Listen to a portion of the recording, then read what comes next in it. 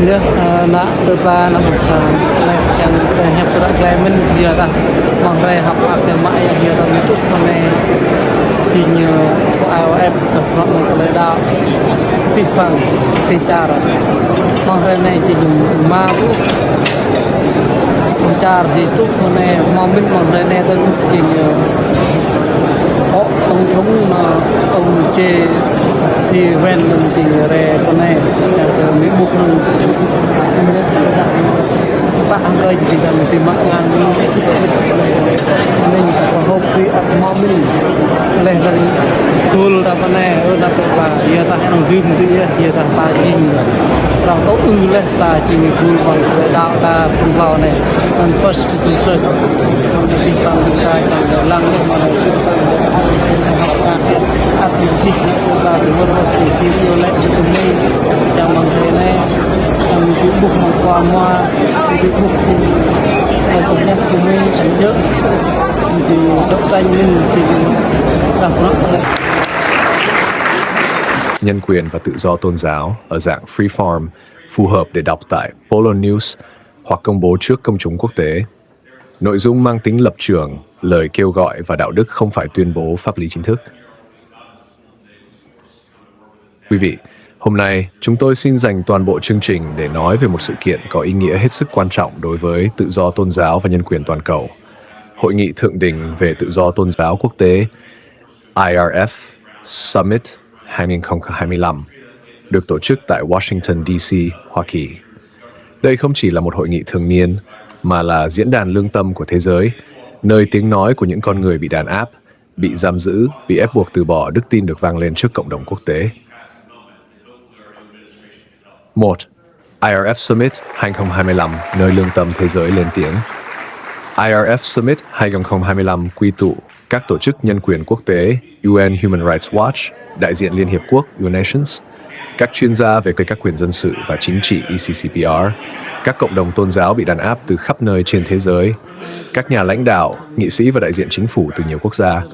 Mục tiêu của hội nghị không phải là đối đầu chính trị, mà là bảo vệ con người, bảo vệ lương tâm và bảo vệ quyền tự do tôn giáo. IRF Summit 2025 lại quan trọng. Trong thế kỷ 21, khi khoa học và công nghệ phát triển vượt bậc, thật đau lòng khi hàng triệu con người trên thế giới vẫn bị bắt giữ chỉ vì cầu nguyện, bị giam cầm vì giữ đức tin và bị ép buộc phải thờ phượng theo ý chí của nhà nước. IRF Summit 2025 nhấn mạnh một sự thật cốt lõi. Open giáo là nền tảng của mọi quyền tự do khác. Close quote này bị phá vỡ thì quyền tự do ngôn luận cũng bị bóp nghẹt, quyền tự do hội họp bị hạn chế, quyền sống với phẩm giá con người bị chà đạp. 3. UN Human Rights Watch và tiếng nói của luật pháp quốc tế. Tại hội nghị, UN Human Rights Watch và các cơ chế nhân quyền của Liên Hiệp Quốc đã trình bày nhiều báo cáo đáng lo ngại về tình trạng bắt giữ tù nhân lương tâm, ép buộc cải tạo tư tưởng tôn giáo, kiểm soát và quốc hữu hóa đời sống đức tin, sử dụng lực lượng an ninh để đàn áp sinh hoạt tôn giáo ôn hòa. Những hành vi này vi phạm trực tiếp ECCPR, công ước mà nhiều quốc gia, trong đó có các nước tại châu Á, châu Phi, Trung Đông và châu Âu đã ký kết và cam kết tuân thủ. 4. Tù nhân lương tâm, vết thương của nhân loại. Một trong những chủ đề trung tâm của IRF Summit 2025 là tù nhân lương tâm. Họ là ai? Là những mục sư, linh mục, tu sĩ, là những tín đồ bình thường, là những người chỉ muốn được tin và cầu nguyện trong yên bình, nhưng họ bị giam giữ không xét xử công bằng, ép buộc từ bỏ đức tin, đe dọa, tra khảo và cô lập. IRF Summit 2025 khẳng định rõ ràng không một chính quyền nào có quyền biến đức tin thành tội ác. ICCPR, lời hứa cần được thực hiện. Công ước ICCPR không phải là một văn bản tượng trưng, đó là lời hứa pháp lý và đạo đức mà các quốc gia đưa ra trước cộng đồng quốc tế. Điều 18 của ICCPR khẳng định quyền tự do tư tưởng, quyền tự do lương tâm, quyền tự do tôn giáo. IRF Summit 2025 đặt ra câu hỏi thẳng thắn. Open. Nếu các quốc gia liên tục vi phạm ICCPR thì ai sẽ chịu trách nhiệm? Close quote. Tổng thống Donald Trump và lập trường về tự do tôn giáo. Tại Washington, D.C. không thể không nhắc đến vai trò và lập trường của Tổng thống Donald Trump, người đã nhiều lần khẳng định rằng tự do tôn giáo là nền tảng của tự do con người. Trong các nhiệm kỳ của mình, ông Donald Trump đã đưa tự do tôn giáo trở thành ưu tiên trong chính sách đối ngoại, lên tiếng bảo vệ các cộng đồng bị đàn áp, nhấn mạnh rằng Hoa Kỳ sẽ không im lặng trước việc bắt giữ tù nhân lương tâm. Tại IRF Summit 2025, tinh thần đó tiếp tục được nhắc lại. Hoa Kỳ phải và sẽ là tiếng nói của tự do. Bệnh không có biên giới IRF Summit 2025 gửi đi một thông điệp rõ ràng. Tự do tôn giáo không thuộc về riêng một quốc gia, một nền văn hóa, một hệ tư tưởng. Tự do tôn giáo là giá trị chung của toàn nhân loại. Dù ở châu Á, châu Âu, châu Phi, Trung Đông hay bất kỳ nơi nào trên thế giới, mọi con người đều có quyền tin, không tin, thay đổi niềm tin và thực hành đức tin của mình mà không sợ hãi. Lời kêu gọi dành cho cộng đồng quốc tế IRF Summit 2025 không chỉ là nơi phát biểu, mà là lời kêu gọi hành động. Hội nghị kêu gọi các chính phủ dân chủ hãy đưa tự do tôn giáo vào trung tâm chính sách đối ngoại. Các tổ chức quốc tế hãy giám sát chặt chẽ các vi phạm. Truyền thông quốc tế hãy đưa tiếng nói của nạn nhân ra ánh sáng. Người dân trên toàn thế giới hãy quan tâm, chia sẻ và không thờ ơ. Sự im lặng trước đàn áp là sự đồng ló. Nghe, đây là điều rất quan trọng. Chúng tôi kêu gọi hãy lắng nghe những tiếng kêu bị bóp nghẹt. Hãy lắng nghe những người đang bị giam giữ vì lương tâm. Hãy lắng nghe những cộng đồng bị ép buộc từ bỏ đức tin. IRF Summit 2025 nhấn mạnh rằng, open quote, nhân quyền bắt đầu từ việc lắng nghe con người. Close quote. 10. Free form, tự do cho toàn thế giới. Tinh thần của IRF Summit 2025 có thể được gói gọn trong một thông điệp duy nhất: Freedom of religion for all, tự do tôn giáo cho tất cả. Free form không có nghĩa là vô trật tự. Free form có nghĩa là tự do trong lương tâm, tự do trong đức tin, tự do sống đúng với con người thật của mình. Mỉm về phía tự do. Kính thưa quý vị, IRF Summit 2025 tại Washington, D.C. nhắc nhở chúng ta rằng tự do không tự nhiên mà có, nó cần được bảo vệ, lên tiếng và hành động. Đối với những ai đang bị bắt giữ vì đức tin, đang là tù nhân lương tâm, đang sống trong sợ hãi vì cầu nguyện, thế giới đang lắng nghe, và chúng tôi xin kết thúc bằng một lời khẳng định mạnh mẽ. Tự do tôn giáo là quyền con người phổ quát, không ai có quyền tước đoạt nó, và cuối cùng, tự do sẽ chiến thắng. Bố công khai về tự do tôn giáo trên toàn cầu lên tiếng trước đàn áp, ép buộc và bất bố tại châu Á, châu Âu, châu Phi, Trung Đông và thế giới Ả Rập. Trung Đông. Tôi đưa ra tuyên bố công khai này với tinh thần trách nhiệm trước lương tâm con người, trước Đức Chúa Trời và trước cộng đồng quốc tế, nhằm lên tiếng cho hàng triệu con người đang bị tước đoạt quyền tự do tôn giáo cơ bản của mình chỉ vì họ tin, cầu nguyện và sống theo đức tin của họ. Trong tinh thần đó, Phó Tổng thống Hoa Kỳ, ông J.D. Vance đã nhiều lần nhấn mạnh một nguyên tắc căn bản của xã hội tự do. Không một chính quyền nào có quyền đàn áp, ép buộc hay bắt bớ con người chỉ vì đức tin tôn giáo của họ. Đức tin không phải là tội phạm. Cầu nguyện không phải là mối đe dọa đối với an ninh quốc gia. Và tôn giáo không phải là công cụ để nhà nước kiểm soát con người. Tự do tôn giáo, quyền đến từ Đức Chúa Trời. Tự do tôn giáo không phải là đặc ân do chính phủ ban phát. Tự do tôn giáo là quyền thiêng liêng đến từ Đức Chúa Trời, gắn liền với phẩm giá con người. Khi một chính quyền ép buộc con người phải từ bỏ đức tin, khi nhà nước quy định ai được tin, tin thế nào và cầu nguyện ở đâu, thì chính quyền đó đã xâm phạm trực tiếp quyền lương tâm, quyền sâu thẳm và bất khả xâm phạm nhất của con người. Đàn áp tôn giáo trên toàn cầu.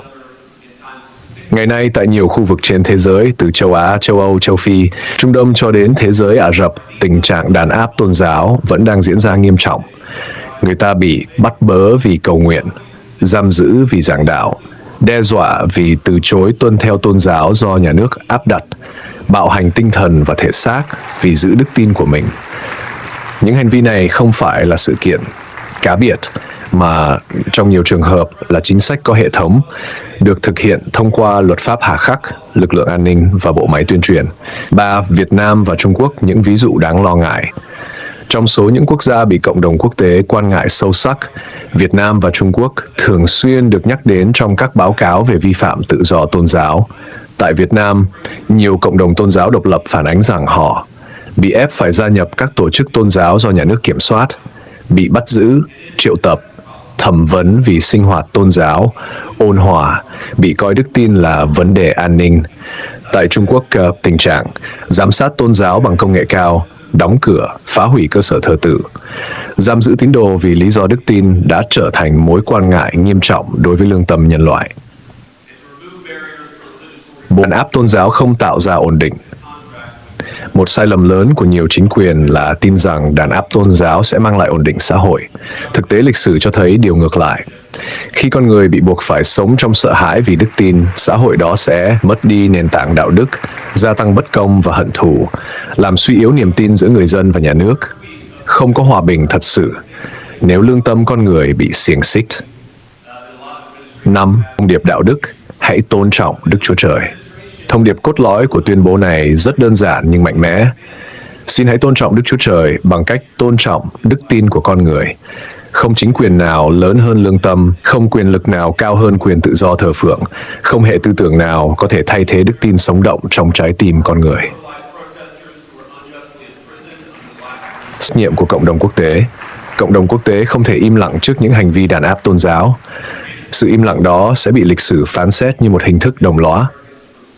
Các quốc gia tự do, các tổ chức quốc tế và các nhà lãnh đạo thế giới cần đưa tự do tôn giáo vào trung tâm của đối thoại ngoại giao, gắn nhân quyền với quan hệ song phương, bảo vệ những cộng đồng tôn giáo yếu thế. Tự do tôn giáo không phải là vấn đề văn hóa riêng biệt mà là giá trị phổ quát của nhân loại. Lời kêu gọi gửi tới các chính phủ đàn áp. Tuyên bố này cũng là lời cảnh tỉnh gửi tới những chính phủ đang đàn áp tôn giáo. Hãy chấm dứt việc bắt bớ tín đồ, việc ép buộc từ bỏ đức tin, việc sử dụng bạo lực và khủng bố tinh thần. Hãy trả lại cho con người quyền được tin, quyền được cầu nguyện, quyền được sống đúng với lương tâm. Đức tin không thể bị tiêu diệt. Lịch sử đã chứng minh một điều: đức tin không thể bị tiêu diệt bằng nhà tù, súng đạn hay luật lệ hà khắc. Càng đàn áp, đức tin càng bén rễ sâu hơn trong lòng con người. Càng ép buộc, khát vọng tự do càng mạnh mẽ hơn.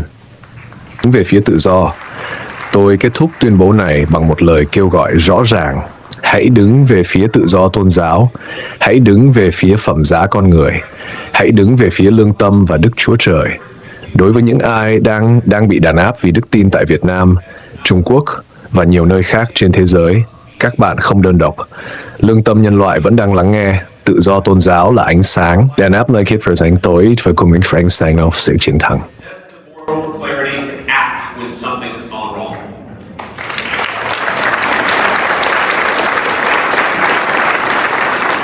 This administration stands ready to do so, and thankfully, President Trump chose to nominate as Secretary of State one of my dear friends, and I believe one of the great living champions of religious liberty across the globe, a person whose dedication to religious liberty flows from his faith in the same way that mine does. And of course, that's our great Secretary of State, Marco Rubio.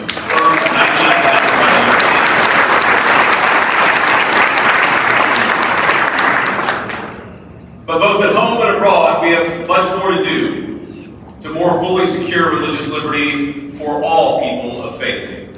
I am grateful for the painstaking work that everyone in this room has poured into that effort. I pray that together we will be able to better protect the dignity of all peoples as well as the rights of all believers to practice their faith according to the dictates of their conscience. So thank you all for your work in preserving religious liberty. Thank you for safeguarding the rights of faith communities.